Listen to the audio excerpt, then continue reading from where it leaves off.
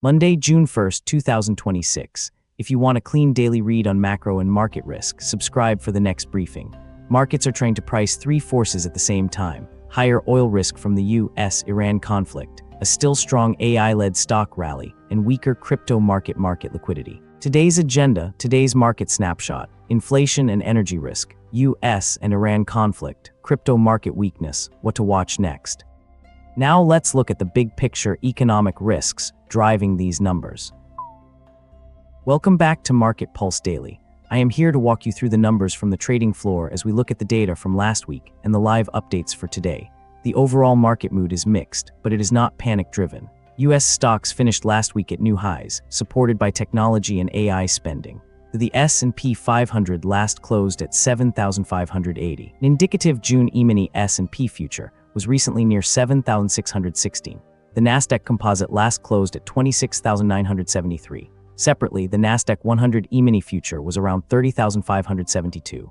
The Dow Jones Industrial Average last closed at 51,032, while the Dow Futures Proxy was around 51,104. That distinction matters. The Nasdaq Composite and Nasdaq 100 futures are not the same instrument. The Composite is the broad cash index. The Nasdaq 100 future is a more concentrated proxy for large technology and growth stocks. In bonds, the US 10-year Treasury yield is near 4.5%. The dollar index is around 99. Euro-dollar is near 1.16, and USD/JPY is near 159.5. Gold is around $4,510 to $4,535 per ounce, while silver is around $75.6 to $75.7. WTI crude is near $90, and Brent is around $93. In crypto, Bitcoin is around $73,000, and Ethereum is around $1,980. CoinGecko shows total crypto market cap near $2.6 trillion and 24-hour volume near $63 to $64 billion. CoinMarketCap shows a lower total market cap, near $2.5 to $2.5 trillion, due to methodology differences. We need to understand these numbers because they tell us exactly where the money is flowing and where it is hesitating. Now let's look at the specific geopolitical events causing this energy risk. The macro issue is inflation risk through energy. This is not a clean demand boom. It is a supply-side shock risk linked to the Gulf, shipping restrictions, and higher fuel costs. For the Federal Reserve, that is uncomfortable. Higher oil can push inflation expectations up even when growth is not accelerating. A higher oil price also tends to support the dollar, lift bond yields, and reduce the room for central bank policy that is in favor of lower rates. Daily Financial and Geopolitical Briefing, June 1, 2026 fact-checked corrected version. The next US data sequence is important. Investors will watch ISM manufacturing, JOLTS job openings, ADP private payrolls, weekly jobless claims, and Friday's non-farm payrolls report. Reuters polling as of Friday pointed to roughly 85,000 new jobs in May and unemployment near 4.3%. The official BLS report is due on Friday, June 5 at 8:30 a.m. Eastern Time. For stocks, the issue is whether stronger data pushes yields higher. For bonds, the question is whether energy inflation keeps term premiums elevated. For gold and crypto, the key transmission channel is still real yields and market liquidity. If the central bank is forced to raise interest rates or stop cutting them because of oil prices, that hurts stocks that rely on borrowed money and makes digital assets less attractive. Now let's look at how oil prices and digital assets are reacting to this news. The main geopolitical risk remains the US-Iran conflict and the fragile ceasefire process. Recent reports say US forces struck Iranian radar and drone command sites around Gorak and Keshem Island. The US said the strikes followed Iran's shootdown of a US MQ-1 drone over international waters. Iran's Revolutionary Guard said it responded by targeting a US-used airbase. Kuwait reported that its air defenses intercepted incoming missile and drone fire. This is not a background political risk. It is directly connected to energy, shipping, inflation, and regional basing. The market focus remains the Gulf and the Strait of Hormuz. If flows are constrained, the effect is not limited to crude oil. It can also affect LNG, refined products, insurance costs, tanker routing, and fertilizer supply chains. China is already adjusting to the shock. Reuters reported that China's seaborne crude arrivals fell to 6.4 million barrels per day in May, down from 8.1 million barrels per day in April, and the weakest level since October 2016. That makes the conflict a supply chain story, not just a military story. Russia and Ukraine remain the second energy security channel. Ukrainian drone attacks and sanctions enforcement continue to keep Russian energy logistics in focus.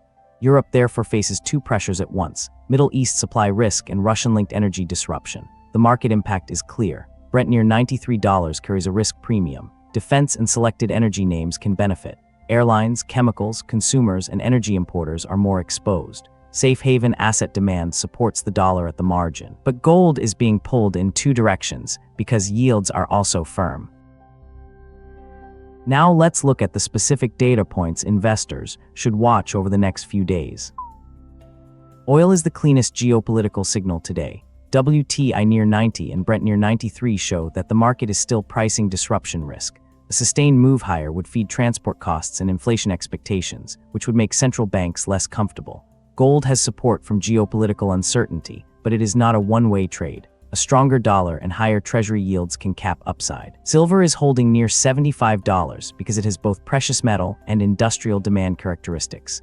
Crypto is weaker for a different reason. The issue is flow. CoinDesk reported that US spot Bitcoin ETFs recorded a record 9-session outflow streak, with roughly $2.8 billion withdrawn by May 29. Other market summaries pointed to an extension toward 10 sessions and roughly $3 billion of outflows. That means investors should treat the exact streak count as time-sensitive, but the direction is clear. ETF demand has weakened. CoinGecko shows Bitcoin dominance around 5.7% and Ethereum dominance around 9.4%. CoinMarketCap shows Bitcoin dominance closer to 5.9% and Ethereum near 9.7%. The difference is methodology, not necessarily a contradiction. The broader message is that capital is still favoring Bitcoin over most altcoins. When investors pull money out of ETFs, they are reducing risk.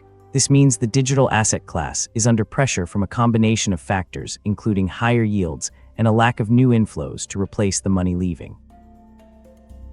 In conclusion, here is the final summary of the day's key moves and what matters most. Over the next 24 to 72 hours, watch 6 items. First, any confirmation or breakdown in U.S.-Iran ceasefire talks. Second, tanker movement, insurance costs, and shipping headlines around the Strait of Hormuz. Third, Brent crude in the U.S. 10-year Treasury yield. Fourth, ISM jolts, jobless claims, and Friday's payrolls report. Fifth, Federal Reserve and ECB comments on energy inflation. Sixth, crypto ETF flows, especially whether Bitcoin outflows stabilize or accelerate. The market mood is resilient but fragile. Stocks are still supported by AI momentum, but oil and geopolitics are pushing against easier financial conditions. The biggest risk is a renewed energy shock. If Gulf disruption keeps Brent above $90 and pushes yields higher, central banks have less room to sound in favor of lower rates. That is negative for rate-sensitive stocks and market liquidity-sensitive crypto. The biggest opportunity is still in areas with visible earnings or geopolitical demand, selected AI infrastructure, energy, and defense. But the key uncertainty is concentration. A market led by a small group of winners can look stronger than it really is. For now, this is not a broad market panic. It is a repricing of expectations of oil risk, rate risk, and crypto market liquidity. The next update should focus on whether ETF outflows slow, whether the Strait of Hormuz situation stabilizes, and whether the AI-led rally can broaden beyond the largest names. The market mood is resilient but fragile. Stocks are still supported by AI momentum, but oil and geopolitics are pushing against easier financial conditions. The biggest risk is a renewed energy shock. If Gulf disruption keeps Brent above $90 and pushes yields higher, central banks have less room to sound in favor of lower rates. That is negative for rate-sensitive stocks and market liquidity-sensitive crypto. The biggest opportunity is still in areas with visible earnings or geopolitical demand, selected AI infrastructure, energy, and defense. But the key uncertainty is concentration. A market led by a small group of winners can look stronger than it really is. For now, this is not a broad market panic. It is a repricing of expectations of oil risk, rate risk, and crypto market liquidity. The next update should focus on whether ETF outflows slow, whether the Strait of Hormuz situation stabilizes, and whether the AI-led rally can broaden beyond the largest names. Thank you for your attention, and we will see you again tomorrow.